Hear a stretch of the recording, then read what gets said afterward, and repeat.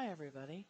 This is Chris from Divine Key, and today we're going to be talking about the astrological new year. This is March 19th, and tomorrow will be the astrological new year. That's when the sun moves from Pisces into Aries, which is the beginning of the astrological signs. And to celebrate that, I have a astrological New Year intention setting workbook, and I'll link it below. I'll link it in the description. And if you want to if you want to go along with me as we set our intentions, and this is specifically for one intention. It's not like a New Year's resolution where you have like a list of 10 things you want to do through the year. I really feel like if you just have one thing that you're focused on, and you can go through this workbook another time, like every new moon, you could do this. Like every month, you could go in and you could set an intention and use this framework. And the concept behind it is that it is a framework. So you can use whatever your favorite divination tool is. It's based around tarot in the workbook because that's a common thing. And the Rider-Waite tarot deck is very familiar to a lot of people who follow me.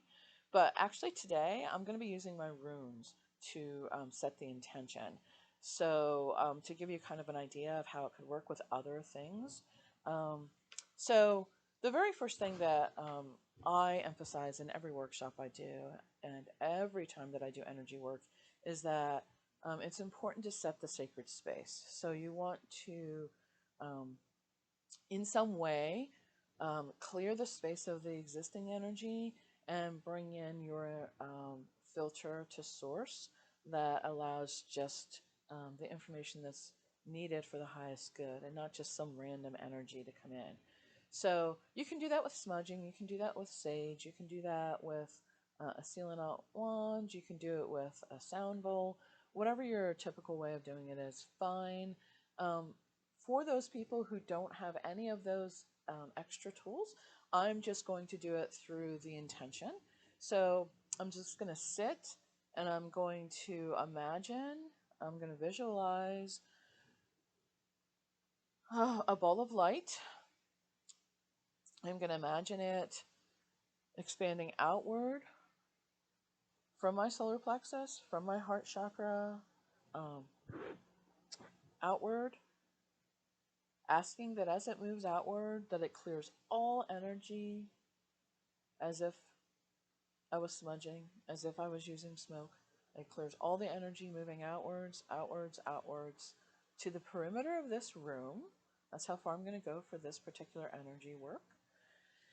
And I'm going to ask it to create a filter as I connect to my source.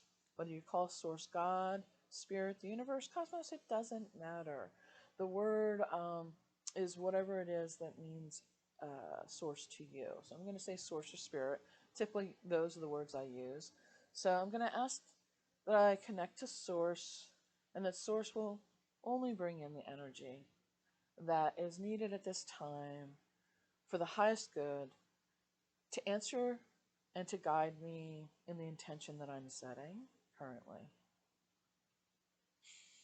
And I'm asking for it to be the highest good of all involved, because it's not just about me. It's about all of us, because we are collectively connected. So as I breathe deeply, and you can do this with me, inhale and exhale, and allow your energy to connect to the earth, because we are earthlings right now. So from your seat, from your root chakra, from your elbows, from your soles of your feet, whatever's comfortable for you, let it drop all the way down into the center of the earth and ground you in the earthly energy. And on the next breath, allow your energy from your crown chakra and your third eye to connect to source so that there's a continuous energy flow from earth to spirit and back again. And this energy is allowed through that energetic filter that you set, because it is only allowing in energy for the highest good of all. One more breath and we'll begin. Okay, so if you have the workbook, basically what we did was this part of it, where we're setting the sacred space. So that's a brief summary of what we just did. And that's for everyone who doesn't have any extra tools. Now we're going to go on, and if you turn the page, it's going to ask you, there's going to be 3 steps to this process of setting an intention for the new year. And each thing that we ask, picture it like, I don't like to do readings where there are meanings behind the positions. I really like the energy to flow. But the idea of this framework is consider each step its own 1-card reading. So for each one, reset yourself, breathe deeply, and then ask the new question for the next step. So if we're going through it, the first question is around focus. Basically, you're asking, and the words don't matter that much because your intention is going to come through. So the number 1 step is to focus. What do I need to focus on to successfully achieve whatever your intention is? So I'm going to use work-life balance. That's the example I use in here using tarot. I'm going to reset that intention using my runes. So before we begin this framework, think about, you can pause the video, come back to this. This is why I'm recording it instead of doing it live, so that you can go forward and backwards and pause it and not lose any information. So think about what you want to set an intention for the new year. What is the one thing that you want to address right now to begin the new year, the astrological new year? So I'm going to focus around work-life balance because it's something I struggle with. I tend to want to work all the time. So step 1 would be focus. What do I need to focus on to successfully achieve work-life balance? And then the number 2 step would be, what do I need to plan to successfully achieve work-life balance? And number 3 is action. What action do I need to take to achieve work-life balance? So those are the first 3 things that we're going to focus on. So I'm going to dive right in and start the process with my runes. And I'm going through the workbook. So we're going to start with focus, and that looks like that. So I have an example of the tarot card here, but I'm actually going to use my runes, which, if you're not familiar with runes, it's another tool. It's an ancient Nordic alphabet mode of communication. And mine happen to be lapis, and they look like that. They're symbols that come up and can show you different things related to what's going on in your life. And I read them very similar to tarot cards. I have this nifty little bag that I keep them in. So I'm going to focus on the number 1 step, which is focus. I'm going to take a deep breath. And I'm going to ask with intention from my heart chakra, or from your, we're going to call it your heart chakra, and also it can be the Akashic records, whatever it is you want. I'm going to breathe in. I'm going to ask, what should I focus on to successfully achieve work-life balance? And then I'm going to reach into my rune bag, and I'm going to pull one out while I concentrate on what do I need to focus on. What's my guidance around that? And I got Fehu. So Fehu, I'm going to note it on my workbook, that and I have it so that it looks like a little card, but that's the area where you're going to put whatever your divination tool gives you. And in my case, it's going to be Fehu. So I'm going to write Fehu. I'm going to draw the symbol, and then I'm going to sit with the energy. So what jumps out at you? If you're using a card, or if you're just tapping into your psychic connection, what's the very first thing that comes to mind? The very first thing that comes to mind for me with Fehu is it reminds me of an antenna. It looks like an antenna, and it's the connection through, I'm sorry, that's not Fehu. That is, it's not about getting it perfect, it's about getting it going. This is Anzuz. Anzus. I knew it didn't seem right. Anzus. So this reminds me of an antenna. This is an antenna that connects me to spirit. It connects me to source. So when I answer the question, what do I need to focus on for work-life balance? It's reminding me to connect to source. The main message coming through to me is that I need to follow the divine guidance that's being given to me. And it's interesting too that my focus intention came up with a rune that looks like the letter F, which is really kind of funny if you want to really think about it. It is all about communication and inspiration. So it is about me being led and being inspired. So my focus around my work-life balance should be related um, to how I communicate and how I connect to spirit. So I would note all that in my workbook. So then I go on to step 2. And the question for step 2 is, what do I need to plan for? So it looks like that. And so I'm going to draw a rune for that. I'm going to put Anzus back in. And forgive me if I pronounce the rune names incorrectly, because I'm still learning how to pronounce them. I do tap into the energy of them though.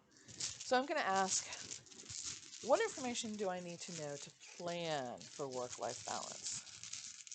And I'm going to pull a rune related to that. So the energy around planning for work-life balance.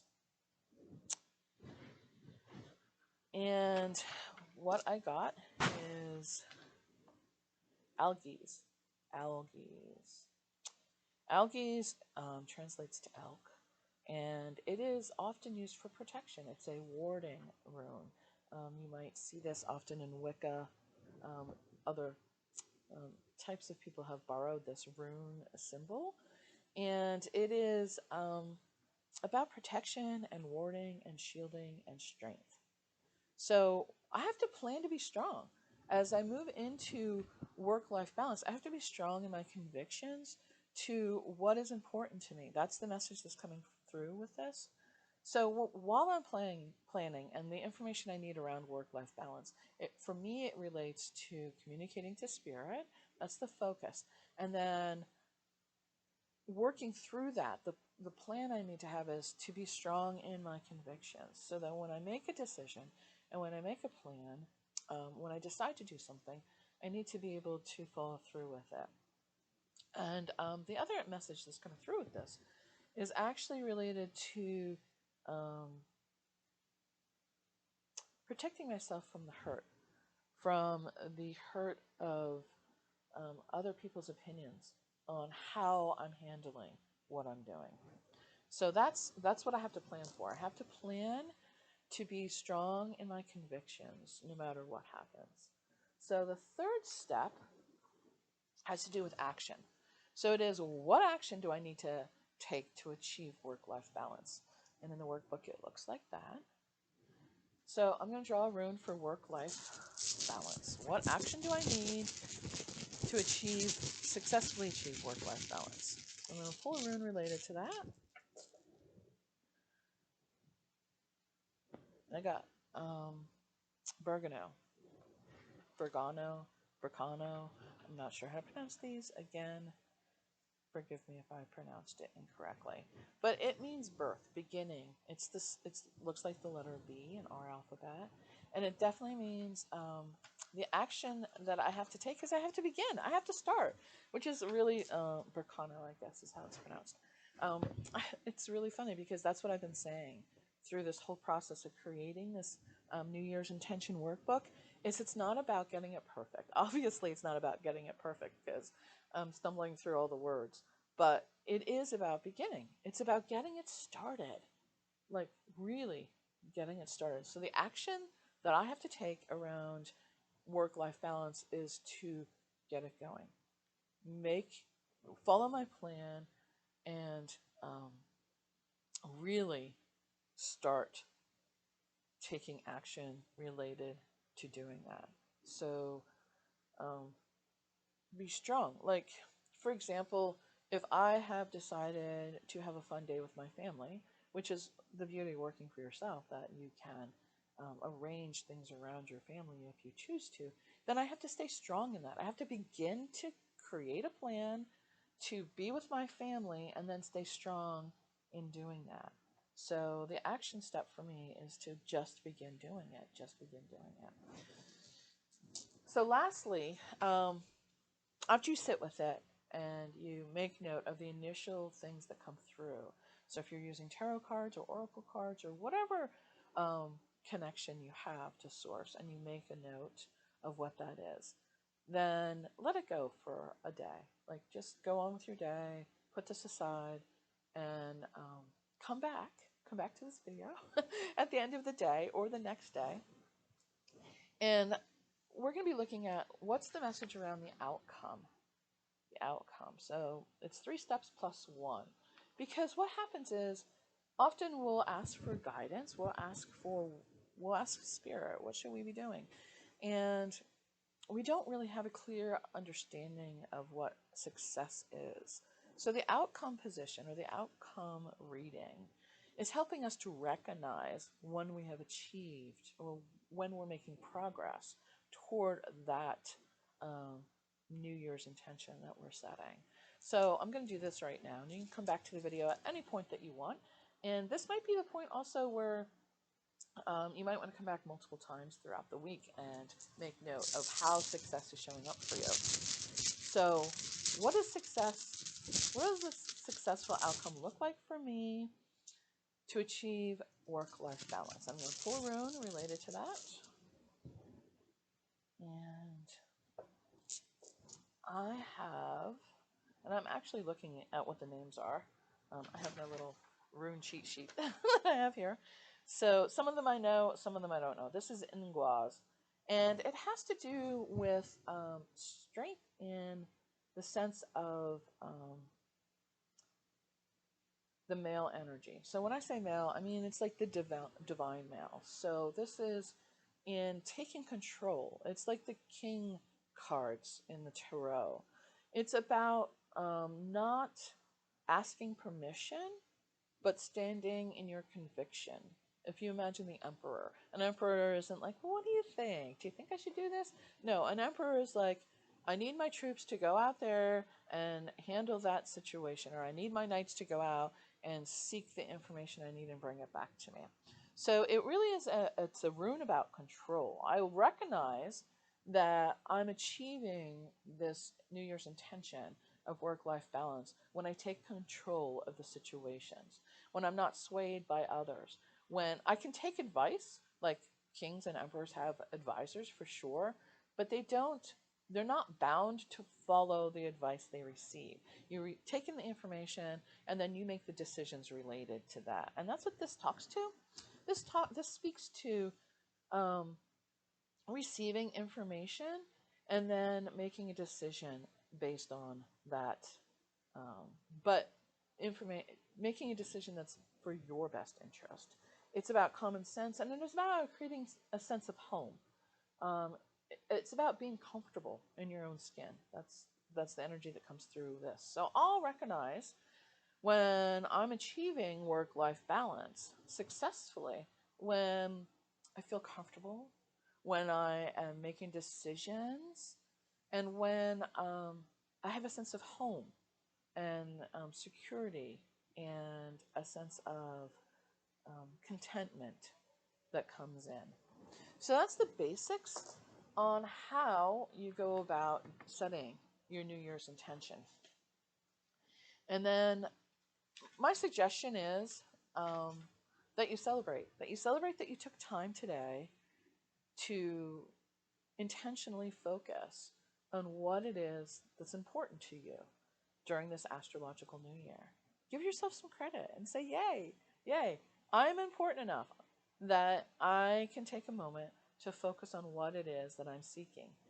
And I have a congratulations page here, which talks about rewarding yourself, saying yay. And then I give you a lot of blank space so that you can find the evidence. Find the evidence that you are moving through this energy find the evidence and make note of it. Like really write it down. Make note that you've made progress on this intention, and then um, you can print this out again, and you can set a new intention. It doesn't have to be just the new year. This could say new moon intentions, but I specifically wanted to put it out for the astrological new year. And you can try, the fun thing is you can try different divination tools. So, you can, if you really, really want to get to know a tarot deck, then every new moon, do this process, um, pulling cards on every new moon for a different intention. You can even reset your intention and put a different nuance on it if you'd like. So I hope that was really helpful. And if you have any questions, reach out to me. I'm on Facebook, or you can message me at Divine Key, spelled QY, or you can check out my website at www.divinekey.com. I'm on Instagram. Pretty much, if you Google divine.qy, you should find me different places. Um, and thank you for joining me. And I hope you have a wonderful astrological new year. By the way, in the northern hemisphere where I am, on the eastern coast of the U.S., the astrological new year is tomorrow, March 20th at 5:27 a.m. But that's also, it's not about being perfect. So anytime that you want to set an intention like this, do it. If you're being called to do it, just do it. And don't trip yourself up because you're like a day late or a day early. That's not the point. The point is to get started. So I hope you're well, and I hope to see you around. Thanks for joining me. Bye.